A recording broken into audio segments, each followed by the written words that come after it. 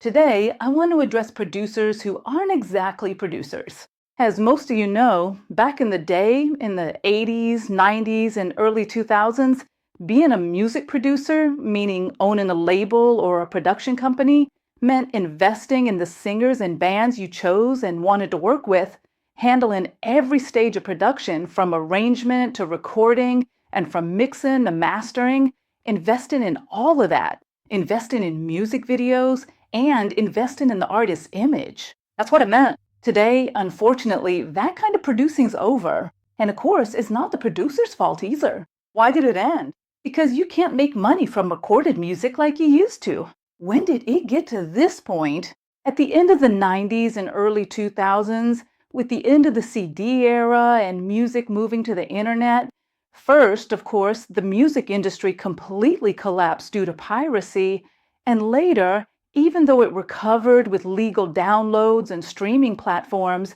the revenue per stream just couldn't reach those old levels. So naturally, making a financial investment in music has become quite irrational now.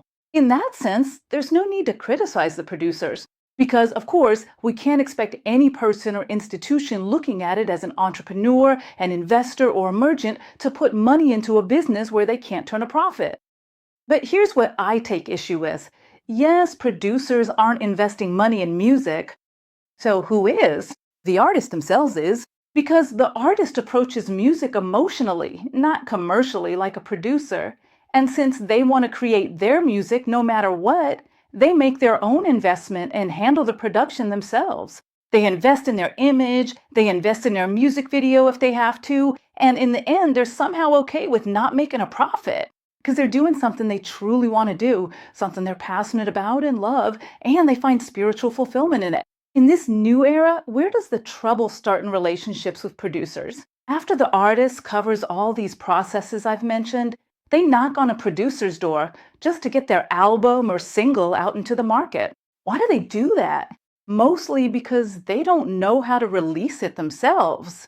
Even though this could be done with just a bit of training and 10 or 15 minutes, simply by opening the right platforms and following the steps right then and there, artists lack this knowledge, so they still knock on producers' doors as if they're the only ones who can get them into the market.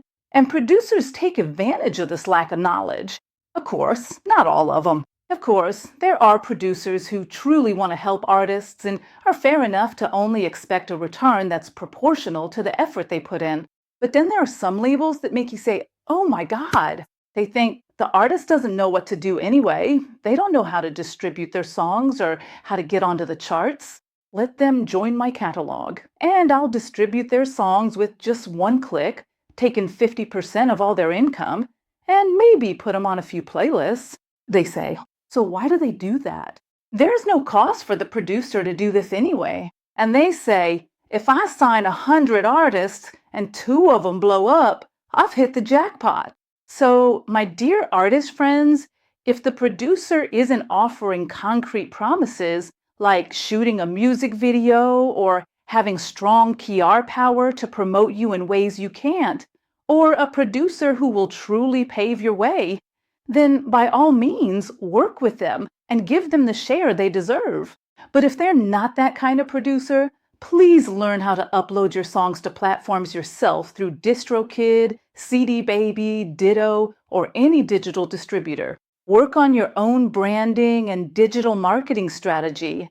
Make your own plan, and don't give away half of your future success, which will actually be your own doing, to anyone for nothing today.